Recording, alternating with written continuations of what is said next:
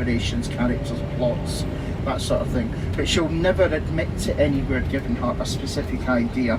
And we think that's quite, well, I think that's quite sweet. And the reason she says that is she doesn't want to give a building or a place any unwanted or unwarranted publicity. So I think that's quite sweet of her. Although what I will say is there's a graveyard directly behind the Elephant House. It's called Greyfriars Kirkyard.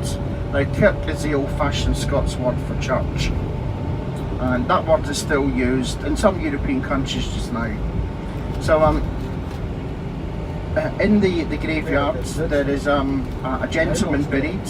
You know Lord V, he who shall not be named? Well, there's a man in there of that name. And if any of you are familiar with our surnames here, our last names, our family names, you'll know that that is not a common or a popular name here in Scotland. So who knows?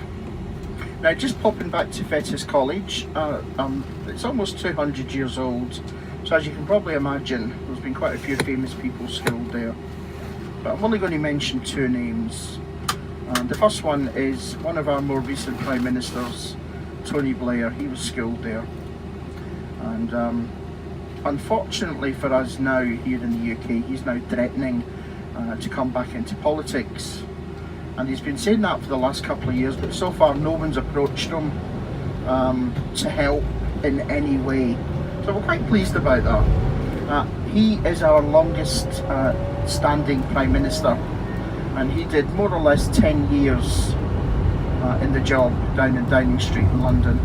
In fact, he knocked Margaret Thatcher off her pedestal just by a few months. So he disappeared in he stepped down in 2007, and he went off to work for the United Nations as a peacekeeper in the Middle East. And he's made such a good job of that, you know, because we all want to go to Iraq now for our summer holidays. So he now wants to come back here. And the other famous person that I'm going to mention is, do we have any James Bond fans on? Yes. You normally get a bigger cheer for James Bond than you do Harry Potter, so that's quite good.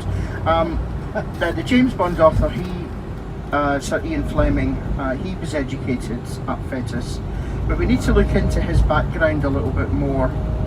He first of all started at Oxford in England, and then he had a bit of a Mrs. Robinson moment. He had an affair with an older lady, and she gave him something.